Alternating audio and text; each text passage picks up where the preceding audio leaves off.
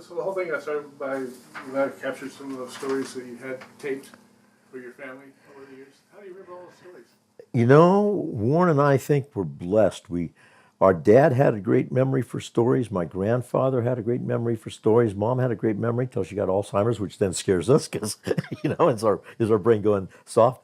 But we've always had a good memory for stories. And my dad and a friend of his called Earl Hanna, who was a CHP officer, were great storytellers. So we kind of watched them. And Warren and I realized early on that when we're given a training class, if we can give a story example to go with that subject, they're going to remember the training better. And so we started collecting stories.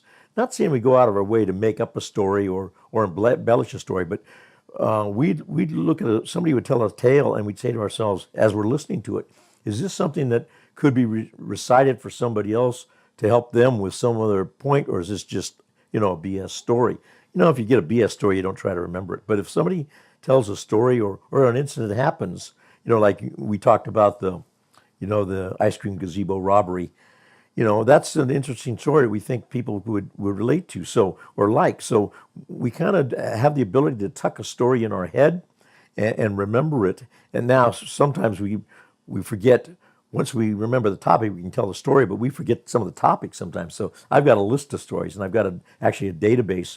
When I remember a story that I think I want to write down for posterity, that I'll put it in the database or on a list, and then I can remember it. But we've been blessed. The Weitzel family's been blessed with good memory skills, and the other thing is people look at a story and throw it away. Warren and I look at a story, like I said before, as a reason to help somebody down the road or entertain somebody down the road.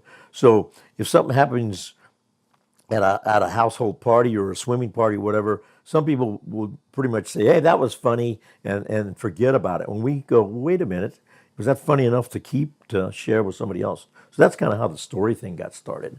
And then, of course, I now use them as examples in my articles, as an example of the point I want to make. And we also use them, we're working on a stories book from 45 years of amusement park stories. So that's the key thing on stories.